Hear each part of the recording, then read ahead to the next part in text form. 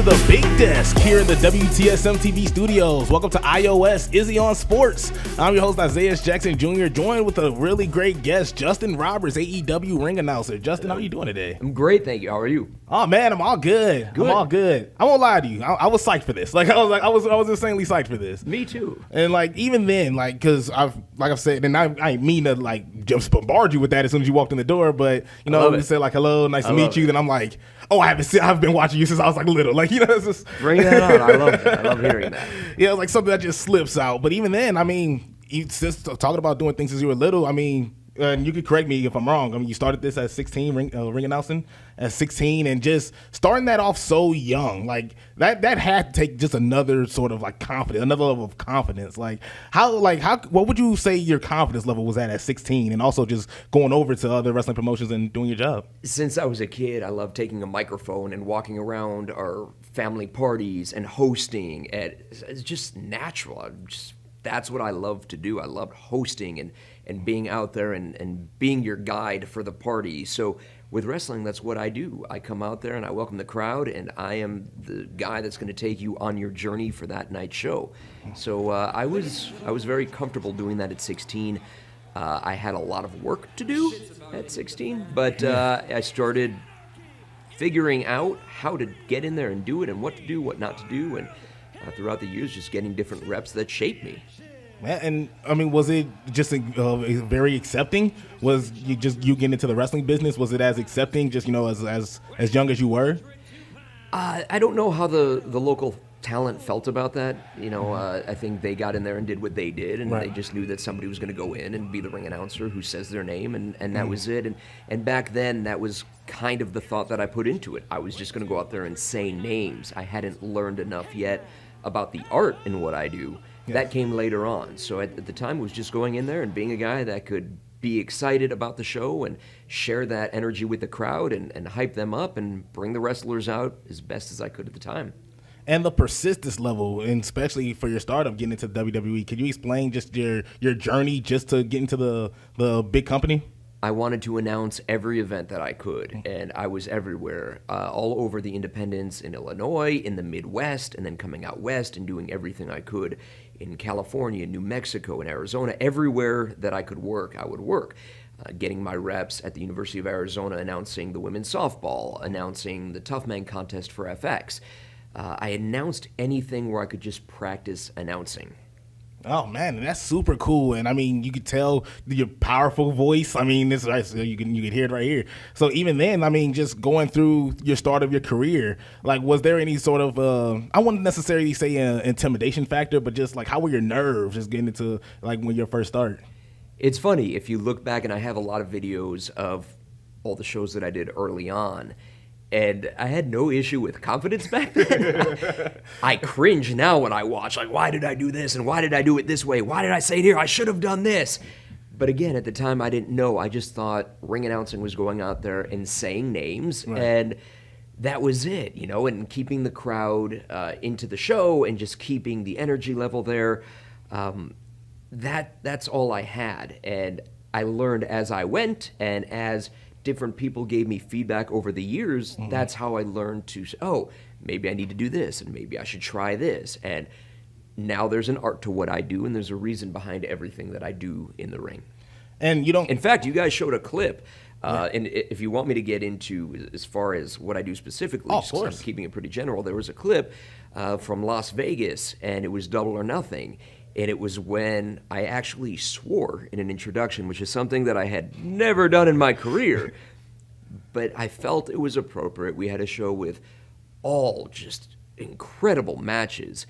And I wanted to do something for a match that was going to be upcoming that I didn't even know what was happening in the match. I just knew that it was going to be different. And it was going to be no rules. It was going to be chaotic. It was going to be all over the place. And I went to one of the wrestlers in that match and said, hey, what do you think about this?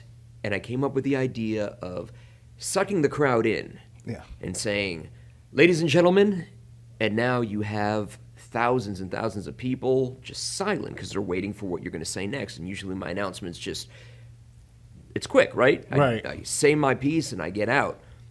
I suck them in. Ladies and gentlemen, And then I gave the illusion that like I forgot what I was going to say. So now it's almost uncomfortable for everybody. Right. So everybody's just watching. And if you're watching the pay-per-view and you're on your phone and all of a sudden it's quiet, you look up at your screen like, what's going on? And that's where I just looked down like I couldn't find the words to announce this as professionally as I normally would. And that's where I dropped the S-bomb. And I said, that's about to hit the fan. This! And everybody went crazy. This is anarchy in the arena. The crowd went nuts. The music hit. And it was a fun match that just had never started that way before. And from start to finish, they absolutely delivered exactly how I expected. It was nuts. And it was pure mayhem. And that was the ring announcement that went with that match. Oh man, and I'm actually glad that you went into detail. That was actually one of the questions I had there, so I'm gonna have the notes for you. Sorry, Well, I mean, because I thought that was so awesome. Double or Nothing. I believe that was before the Anarchy in the Arena match. Yeah, and exactly. it's like you look around and like even from back at home, we're just like, did he forget what he was going to say? Like, what's happening here? The pop was amazing afterwards, and I just thought it was so cool. I was so worried so I had texted some friends who were watching, some from other companies, and they're rooting us on, and I said, wait till you see what I do next. And as I said it, my heart kind of dropped because I didn't know what the reaction was going to be. And it went from pure silence to, I just said the word, this is, and as I did it, I go, oh, and you see people in the crowd turn to each other. Yeah. You see that reaction. And it was just exactly what we needed. And I can't take any credit for, like, the match was what it was, and whether I was there or not, whether I did that had no effect. But just taking that train and driving it off the tracks to go where they were going to go. Yeah. And it all worked together. And that's what I try to do as a ring announcer. I try to help the energy of the show, the energy of an entrance. I try to just, they're going to get that on their own, but I do whatever I can to help and to make that as best as I can help. And so how often do you have to put, a little bit of sauce to your ring announcing? Or rarely you have to do that? I do it every week. Mm-hmm. So every week I have the matches that are taking place. Right. Nobody hands me a script. Mm-hmm. I see what the matches are, and I overthink everything that I do. And I'm thinking, what can I do here? And I don't want to overdo it. Like after Anarchy in the Arena, you better believe I didn't do anything fancy for a long time after that because I don't want to make it about me. I don't want that to become a regular thing. I want to stay down here, and when I do something up here, it's special. If you do something special too often, it's no longer special. So every time I look at a Wednesday night, what can I do? It's usually little things. It's not something that big, but it's a little thing that I could do. Even as simple as somebody who's returning for the first time. Yes. Making the return to the ring for the first time in a year from whoever, Orange Cassidy. Right, yeah. And even then... And I look forward to doing that as we come to Phoenix. Yes. Wednesday, February 7th at the Footprint Center, 5:30 p.m. Tickets available right now at AEWTIX.com and Ticketmaster.com. Yes, and there's a whole lot going on as well. Especially, can't wait for it. And John, speaking of a couple of the wrestlers, just going to bounce forward here. John Moxley. I mean... I wanted to ask this question for a while. Does it hurt having to say John Moxley's name? I was just having a conversation the other day about just how do you take care of your throat? I'm like, well, normally I do what you're supposed to do, normally not horse after a show. But there are certain announcements that I do, like the John Moxley, where it's probably not good for my throat. But luckily, I think it's just conditioned to take that beating. Yeah. Oh man, it's solid. And then sometimes I'm just like, so how long is it? Yeah. I'm like, how long is this gonna go on? Because there are times where I just go, and if I see somebody in the crowd like looking at me, because he makes his entrance from the crowd, yeah. So you can't see John until he gets a little bit closer up. But there are people who are just looking like, how long can he go? And the more I see that, the more I'm like, I'm just gonna keep going. Yes. No, because this is definitely awesome. But even then, it's just like, is he gonna pass out? It's like in that ring there. When the company first started, and I had a little bit of rust from not doing wrestling for a while, and some of the announcements that I did, there were a couple of times, it was my first time using an IFB and having something in my ear, and there were a couple of announcements that I did so big just to try to make it feel special. A couple of times I almost passed out from it, got lightheaded, and just kind of stood there for a second, held onto the ropes. But that hasn't happened for a while, luckily. Oh, good. Yeah, we good. And so even with AEW, especially you coming in there 2019, the build up, the rise of AEW, the hype is the live. What was your first impressions of AEW when you first went in there? It was so much fun. So I found out very, very early on, and was asked to be a part of it very, very early. And I couldn't tell anyone, because if you tell one person, there's a good chance it's going to get out. Yeah. So even my close friends who were like, come on, you've had to have talked to them, right? I couldn't lie, but also just had to play down. Like, we'll see what happens, and we'll see what happens. Just kind of left it vague. Yeah. So I couldn't talk about it. So there was so much anticipation for all those months, and then finally some rumors started getting around, and they were off quite a bit, but the gist was there. So at least it gave me a conversation piece to talk to those friends. But what do you guys think about this? And do you think this? And do you think this might happen? And it kind of gave me an outlet to be able to talk a little bit without ever telling them. And then once the company was announced, I still couldn't tell them because it wasn't publicly announced that I was part of the company. Not that it was a huge deal, it was a huge announcement, but it just wasn't announced yet, so I didn't bring anything up. But when it was so exciting, just the idea of the unknown and knowing that there was going to be a new game in town and a new place for so many great talents to work. We just had no idea what to expect, but knew that sky's the limit and this is going to be a fun opportunity. And everything that we anticipated came into fruition. Everything in that phone call, when they first reached out, it was Brandy, who's not with us now. She was the one who had given me the heads up, and she was the one who brought me in. And she said, we're going to do this. And as she's telling me, I was making notes on my phone just so I could look back after we talked. Right. Everything she told me about what the plans were for AEW, and this never happens. And believe me, I've been told so many times throughout my young career, this is going to happen, this is going to happen, nothing ever happened.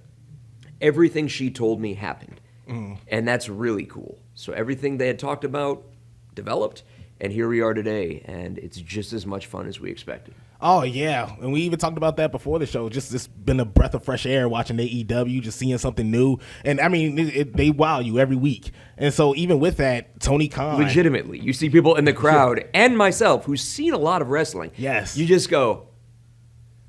It's unbelievable. It's true. If you've never seen AEW, check it out. TBS, Dynamite, Wednesday nights, TNT, Friday nights, Rampage, and TNT, Saturday nights, Collision. Check out AEW.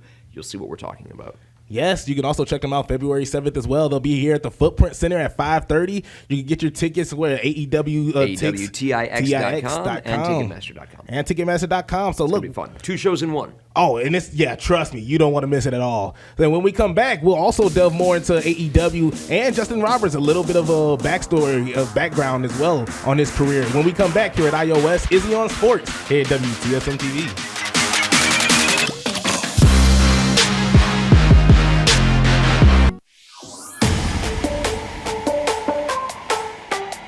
Welcome back to iOS, Izzy on Sports here at WTSM TV. Isaiah Jackson Jr. here with AEW ring announcer Justin Roberts. And look, man, you're well dressed. Well, well dressed isn't even, that's an understatement.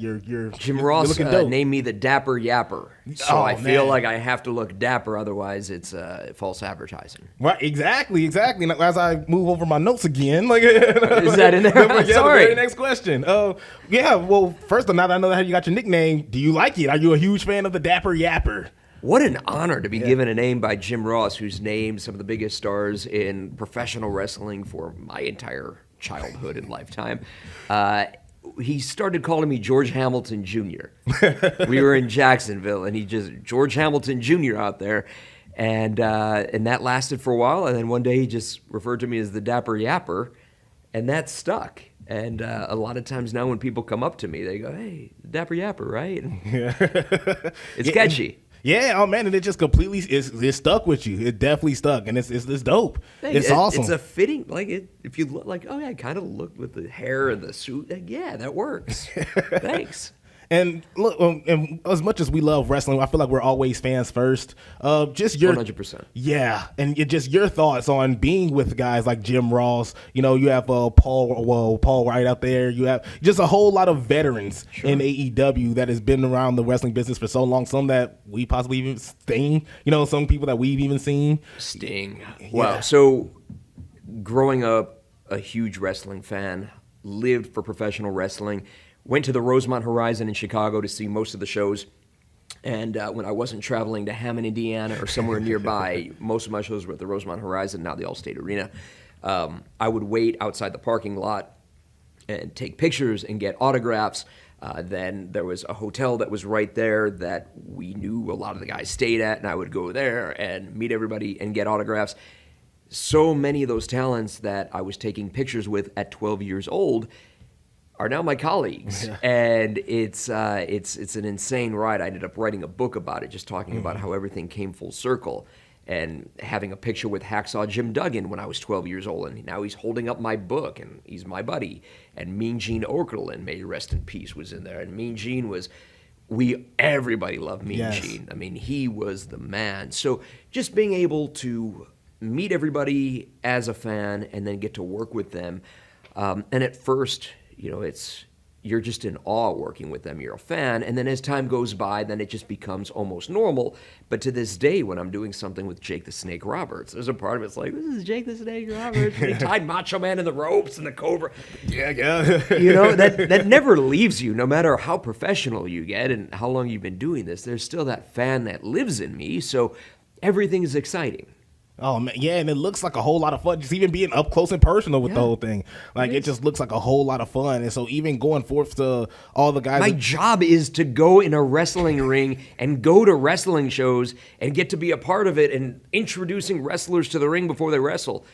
It's fun. Yes, it's really fun. And even with that, because I worked with it was a radio host, but he did a little bit of ring announcing overseas, and he tells the story about DDP, Diamond Dallas Page. He tells him, "Hey, I'm gonna charge at you at the ring. Just run, just dip. So just clear out as quickly as possible. You don't even have to finish my name." Have you ever came to a point to where you're a ring announcer and you had to get physical? Do you like that part of the job, even though it's sometimes a rarity? I like to lay low and then at certain times do something that will help the match or help the show. Yes. So whatever it takes. The hard part with getting involved physically is that then I feel like I'm taking attention away. Or, for instance, I was once choked by the American Dragon, Bryan Danielson. Yes.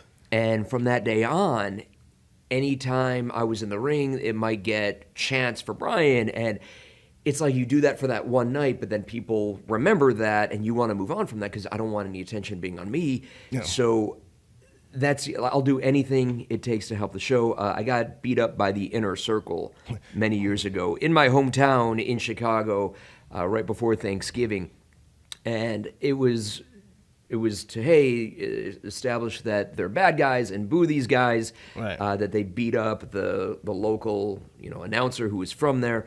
And for that night, it served its purpose. But then it's like, okay, so the next week, it feels a little bit awkward because people are waiting for something maybe between myself and them, and I kind of want people to forget about it because I don't want any attention on me. So I've been involved, but I like to do whatever I can to help the show or that match. But I just kind of like to lay low and bring it up when I need to. And I never asked you this in the beginning. Did you have any wrestling aspirations at a point in time in your life? When I was younger, and just a giant wrestling fan, and I was about 15, and I met Aldo Montoya, the Portuguese man of war, who was also just incredible in ECW. And I met him when I was meeting all the wrestlers at that local hotel by the Horizon. And I said, "Hey, I want to be a wrestler." And he took out a note card that I had for autographs, and he wrote down a phone number and put Tony, and gave me Tony's number. And I used to call Tony periodically from the payphone at my school, my high school. I used to put all the quarters in and call Tony in New York and say, "Tony, I want to be a wrestler." And Tony always took the time to talk to me and to answer my questions. But in my head, because there was no internet back then, I'm looking at the yellow pages for pro wrestling, and nothing was in there. So I would call him for advice. And in my head, you have to go to New York and you have to train with this guy, Tony, to become a professional wrestler. And that just wasn't in the cards for me. I was a freshman in high school. Also looked in the mirror and thought, maybe that's not the role for me. So I just tried to figure out an easier way to get in, which was ring announcing, because I could do an announcer voice, did different voices, and I probably didn't need any training for that. And back then I didn't for that level. You just needed to be able to go out there and say people's names, and that's how I got my foot in the door. The Tony turned out to be a guy named Tony DeVito, who is also an ECW from the Baldies, and to this day we still talk, and I still thank him for taking the time to talk to me. Just a kid who he had no reason to spend time trying to help me out, and he did, and he always took the time, and I still thank him to this day. But wrestling wasn't for me. Yeah, we even talked about that before the show, just even sometimes getting in the ring, and even that first bump, you're just like, yeah, no, I'm good. You're just like for the audience who might not be familiar, a bump is when you get thrown down and you land on your back, and as soon as you go down, because for all these years you hear your friends talking about, oh, the wrestling ring is a trampoline, and then you get thrown down and take that bump, and you realize, oh, it's not, and it hurts. Yeah, I don't bounce back up. Like, Nope. And when it happens a bunch of times in a match, yeah, it doesn't feel good. Oh yeah, it gives you a whole nother love for like a superplex. You know, like you've seen guys kick out. Now I understand why a superplex hurts. Yeah, like it gives you a whole nother love for wrestling and just the inside out and the insides and outs of it. So yeah.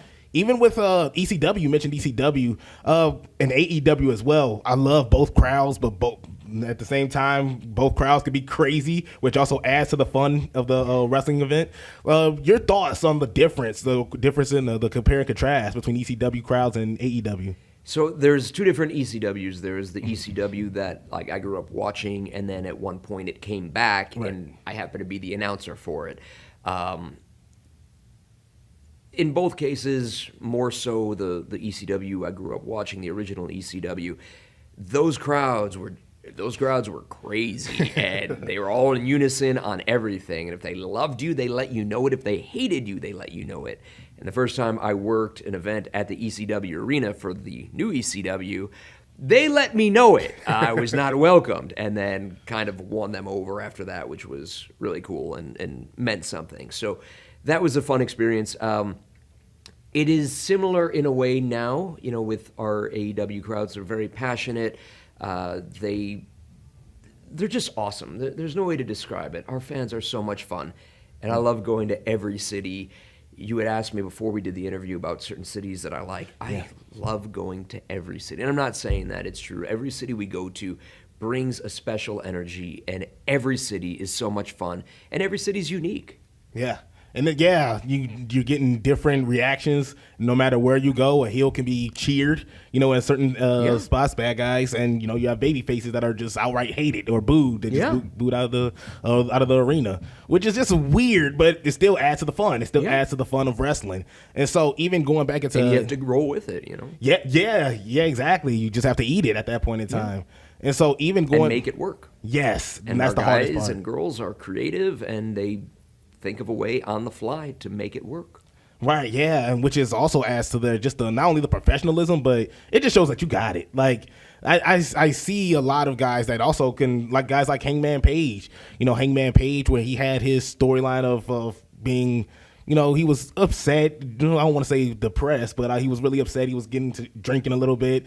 Turns it around. Goes up against Kenny Omega. Beats him for the AEW World Champion. Still beloved for AEW fans. And just looking at a bunch of the talent that's there, like how much fun have you had in AEW just in the past? I want to say 2-3 years. It's all fun. It really is. It's all fun because we're going out there and we're doing what we feel is the right thing to do based on how we are as a company, what the fans are thinking, what the fans are wanting, and we just make it fun. The talent gets to make it fun. It's not so you must do this. Nobody's being overproduced. Nobody's telling you do this and don't do this. And obviously there's rules and but it's just this freedom to go out there and have fun and make something fun. Yes. And there are times where if there's something I feel would be like a fun idea, sometimes if this is going to be fun, no doubt about it, I just do it. But if there's something where, hey, would my boss, Tony Khan, feel a certain way about this? Hey, is it cool if, and I'll just reach out to him. Yeah, that's cool. It's just nice to have his permission. And right. He just trusts us to do what we know is right, what we think is right. Yeah, and I think everything is going really well insanely well in AEW. I think one side of it is... We did Wembley Stadium in front of 80,000, 90,000 people, whatever we had in the building. It was a lot. And it was such a fun crowd and such a fun show. But I mean, that just shows how huge AEW is. It's awesome. And it's only getting bigger too as well. So yeah, we're going back to Wembley Stadium in August this year. Yep. Which is even it's going to be even bigger show. I think it's going to be. Tickets are available now. Yeah. Just like they're available for February 7th. It's a Wednesday night. It's Dynamite and Rampage at the Footprint Center. And tickets are available right now at AEWTIX.com and Ticketmaster.com. I have to say that in case you're just tuning in. Yes, sir. I don't want anybody to miss out. It's going to be fun. Can't wait to be a whole lot of fun. Definitely appreciate you for that. And so just to wrap this whole thing up, I do want to get into a little bit of AEW as well. Sting's retirement match coming up pretty soon. Just your thoughts on the whole thing. I mean, if you're wrapping it up and you just dropped that S-bomb, Sting, who I grew up a little Stinger. I was a giant Sting fan. Sting has been incredible, right? Yep. Didn't think Sting could ever top the Sting that I grew up watching. Sting comes to AEW and has blown us all away. The stuff that Sting is doing now, and he's not the Sting that he was back then because he was probably like 20 years old. Years have gone by, and Sting is still amazing, not only in the ring, but now he's been flying around, jumping through tables, sometimes 2 tables. Yep. The stuff Sting is doing now is mind-blowing. And of all the different creations that he's done over the years, I feel like AEW Sting is now my favorite. Sting has his final match coming up in March. I believe it's March 3rd at Revolution. It's going to be on pay-per-view from Greensboro, North Carolina. It's going to be his final match. But, however, Howard Finkel, before he wraps up his career in Greensboro, Sting will be in Phoenix. He's going to team up with Darby Allin. They've been teaming up. They're undefeated as a tag team. It's the most unique team. Darby Allin is amazing. If you've never seen him, look him up. Darby Allin and Sting have been teaming up. They're undefeated. They're getting an AEW World Tag Team title shot against Big Bill and Absolute Ricky Starks. That match will take place in Phoenix. Will we see Sting win the AEW Tag Team Championship with Darby Allin in Phoenix? And I guess defend his titles as he leads into his final match at Revolution? I mean, just the idea even that he's getting a title shot is exciting, but the idea that it's happening in Phoenix and the idea that if he wins, that would be really cool to see Sting as an AEW World Tag Team Champion. Yeah. In 2024. It's awesome. But Sting is awesome, and just seeing him in Phoenix, that'll be really cool. And even the potential matchup at AEW Revolution where you have the Young Bucks, they already put their names out there. They want a little bit of Sting and Darby Allin, and they pretty much changed their whole... Matthew and Nicholas Jackson, the Young Bucks, who yes. really helped change the game, right? Yes. I kind of got out of my fandom for a short time, and they were doing a show called Being the Elite, and that caught on with me, and I started watching that show and then watching their matches, and that made me a fan again. So they're talented. I am a big fan of the Young Bucks. Yes, and they can make you love them and make you hate them at the same time. Absolutely, and I've loved and hated them. Yes. Believe me. And I believe it was a couple weeks ago. I believe it was Matt. The first thing he tells Renee, is just like, well, we want to go by our government names. Later on in the interview, they goes on and says, oh, you got your paycheck today? You're welcome. Like this. How can you? It's impossible to like them like that. Yeah, so that's the thing. They're EVPs. Yes. They are bosses.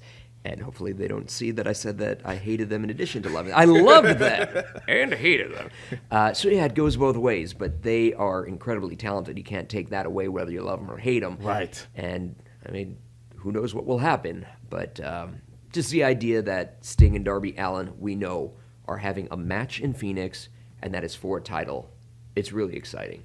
Yes. This is Sting's farewell tour, so this is your last chance to see Sting wrestle in Phoenix, and it's exciting. And, I mean, we're talking about Sting and just the great work he's done, but, I mean, Samoa Joe has just been amazing for AEW, officially AEW Samoa champion. Joe is our AEW world champion, and, man, the chant goes, Joe's going to kill you. Yes. People know that is a guy that you don't mess with. I've known Samoa Joe for so many years. He is very intimidating. He can talk a big game, and he could back it up. That is one guy you don't want to mess with. He is our AEW World Champion, and we'll see him at the Footprint Center.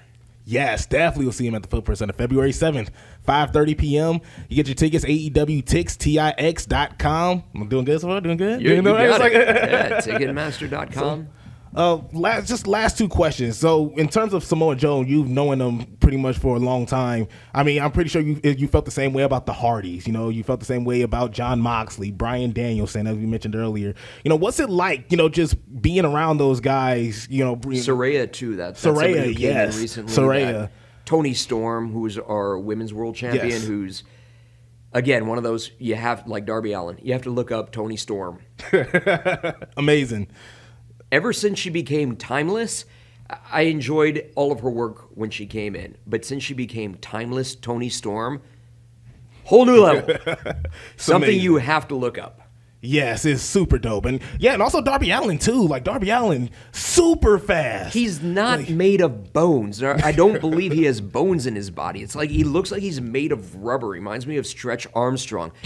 He's insane. The moves that he does is insane. And I've got the best seat in the house, which is the name of my book, because I'm there in the front row watching everything that he does. And Darby Allin is a once-in-a-lifetime athlete. He's amazing.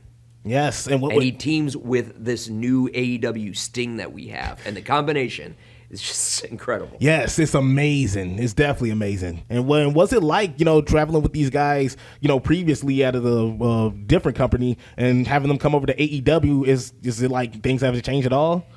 Things haven't changed. You begin right where you left off, and everybody's glad to see each other. Everybody's relaxed. Everybody's having fun. Nobody's walking on eggshells. It's just, we're all glad to be there. We're all glad to bring what we bring to the table. We're all glad to do that for AEW. And it's been fun from day one, literally being there from day one and then watching everybody come back. I remember being at the first Double or Nothing, our first event, and we didn't know that Jon Moxley was going to be there.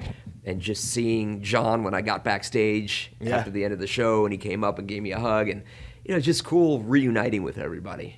Oh man, yeah, it's just super cool. And lastly, I know Claudio Castagnoli, another Claudio, one who yes. came out, and I got to see him right before he made his AEW debut, and you know, just a hug and a handshake, and it's just good we're all family, you know. It's good to have everybody together. Yes. And even with that, I also seen a little bit of your autobiography as well.